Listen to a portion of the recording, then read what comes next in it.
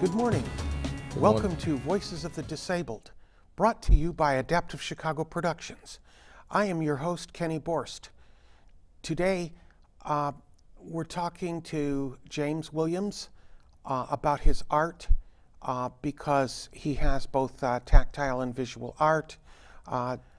We all take for granted so many things that we participate in on society, and many people go to different things every day and different community events, but some of those community events, such as museums and art galleries, are inaccessible to people who are blind and visually impaired. I have had many conversations with blind people who have frustrations because they do go to museums many times that do have tactile art, that do have tactile exhibits, but what happens is the staff and the volunteers at these various museums oftentimes are unequipped and usually uncomfortable with dealing with blind people. Well, they don't say that they are, but you get the drift. They don't have to admit it. You just sort of catch it in the vibe, their voice, their mannerisms. And but I have a rather unique guest here today through a mutual friend, Amira Watkins Brown. I met James Williams, who is a sighted person who does art with blind people, blind and visually impaired people in mind. Welcome to the show, James. Thank you very much, Ken, for inviting me. So tell us, for starters, for those who don't know you, please tell our viewers a little bit about yourself and how you got started doing this. Well, in 1970, living with a close friend of mine, he introduced me to art.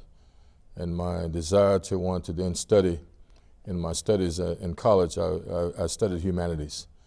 And my fascination for wanting to learn about the famous artists kind of motivated me to look further to see if, in fact, that I could become one. And so I started experimenting with pastels and such, and it morphed into what it is today. That's wonderful.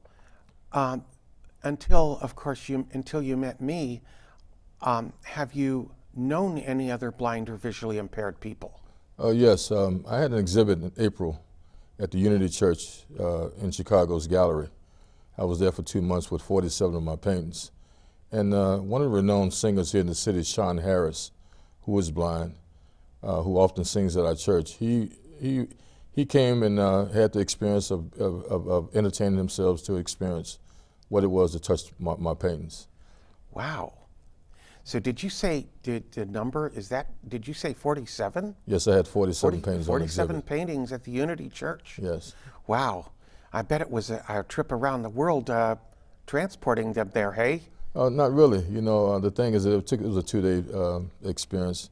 But the thing about Sean is that Sean was so overwhelmed with the experience that, as I told him, I've always advocated since I started painting that I believe that visually impaired and blind individuals and children are not allowed the basic human rights of enjoying arts as other people who have vision, and that my advocacy is to paint my paintings as I started to make sure that everyone could touch my art.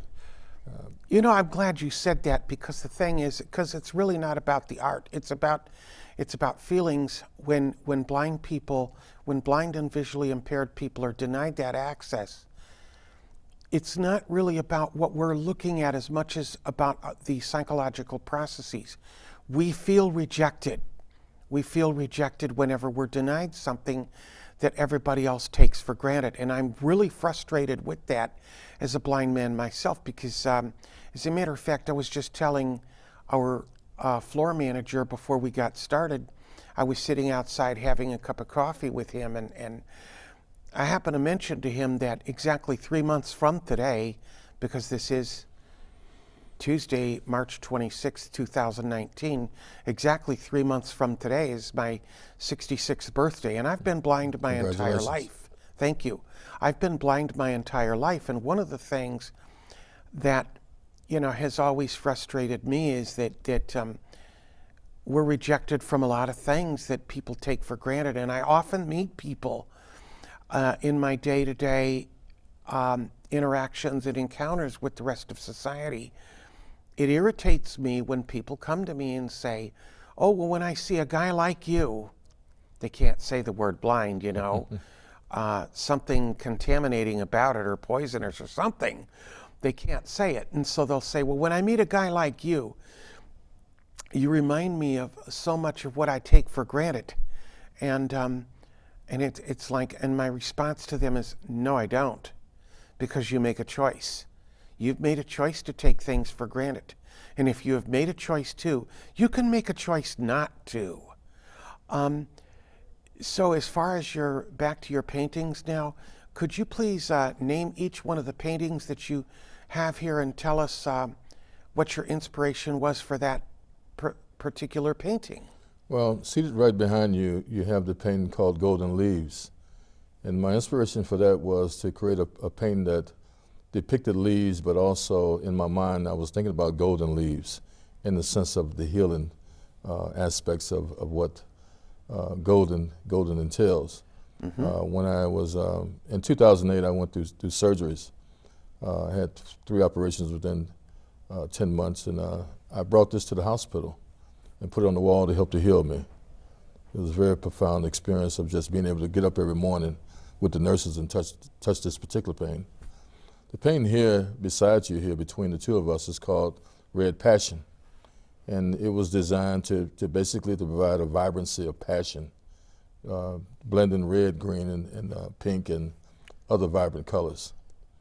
The painting over here behind us here to my left is Summer Breeze, and it's basically a lucent type of impasto technique that kind of exhumes out spring, so spring and summer. The painting over here behind me to my right is called Lou's Lament. And that painting inspiration was my high school basketball coach. His name was Luther Befford at Marshall High School. And when he made his transition, I was inspired to paint this picture in honor of him. The painting here, that's down, the small piece here, is my play on Picasso. I call it Picasso's Lament. It's a very vibrant piece with yellow, red, lucid white, fluorescent black, and gold. So a lot of the paintings. That's when you showed me just before we started, yes. And the interesting thing about my paintings, though, Ken, is that, as you know, sight is one of our basic senses. And for a visually impaired and a blind person not to enjoy art, I feel that it's a travesty. It's something that is not advocated, as you're told constantly not to touch the art, which I understand the benefit of that. But the fact of the matter, there's so many sensory benefits that a visually impaired or blind individual would get from touching paintings. Not only that, I'm always telling people, really, the human being is a very visual organism. But the problem with that is that we don't just have one, we have 5 senses. And there seems to be an unwillingness or inability, or I don't know what you were, for lack of more appropriate terms, really, is that people don't want to accept the notion that you can receive information. Correct. Besides what you're told by your eyes.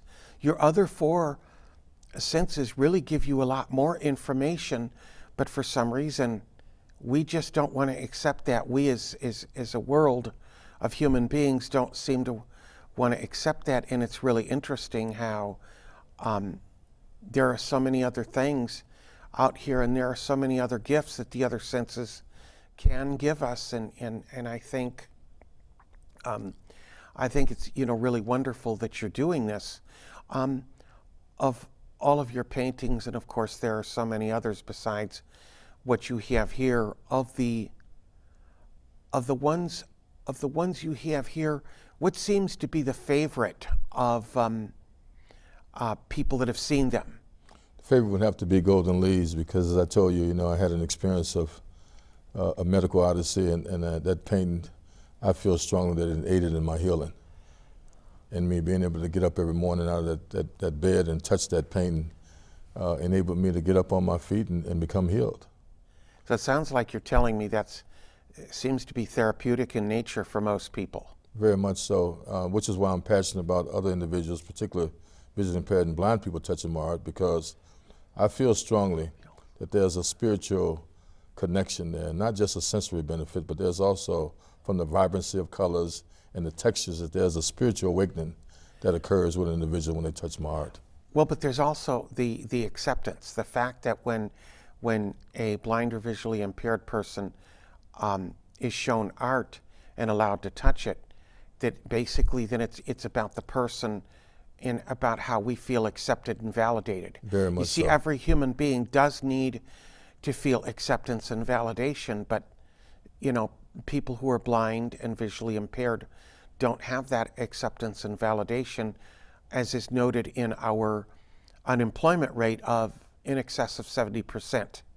And it has been that way for a long time, and of course, people don't really want to believe that, and I'll say to them, you know what? Contact the National Federation of the Blind if you don't believe me. They will tell you. But you know, and I think it's really wonderful that that this is being done, and so do you have? I hate to say future because people at our age, they always say, you know, future is about growing old. But in this situation, it really is. Do you have any plans or goals for the future? Well, my main goal for the future as it relates to my art is to begin to incorporate images into my colors. In addition to that, I really hope that my advocacy for allowing individuals such as yourself, the vision impaired and blind and children, to touch my art, that it becomes a movement throughout our country and around the world. Yeah, well, that would be, you know, that would be really good, you know, if it can, because, you know, it's about time that something like that is really needed. And how much, our friend Amira, how much of the art has she seen? Well, that was her first experience at my exhibition at Unity. Her and I, we were former students at Malcolm X College 50 years ago, and she hadn't seen me in a number of years. As a matter of fact, she didn't even know that I was an artist. And she went on Facebook and seen that I was having this exhibition. She came and she was really overwhelmed. And she felt it was important that she connected me with you so that I can then have a platform to be able to share this experience with others, such as yourself. Yeah, well, I mean, I'm certainly glad that she did, because, you know, because again, as I alluded to, you know, earlier in our interview, is that I have read several pieces of literature that the National Federation of the Blind has put out, and I have talked extensively with other blind people, and we do have, Chicago has, you know, quite a supply of museums and art galleries, and yes, and there are places like such as the Field Museum of Natural History and the Museum of Science and Industry, to name a couple, does have some tactile art, but you know, and the Chicago Historical Society does, but their staff people a lot of times have a discomfort with blind people, and oftentimes don't want to, and not just here, but I mean, I've talked to blind people around the country that have experienced that same thing, and I think, you know, that it's nice that that you're getting that out there, because really what this is about is it's about societal integration.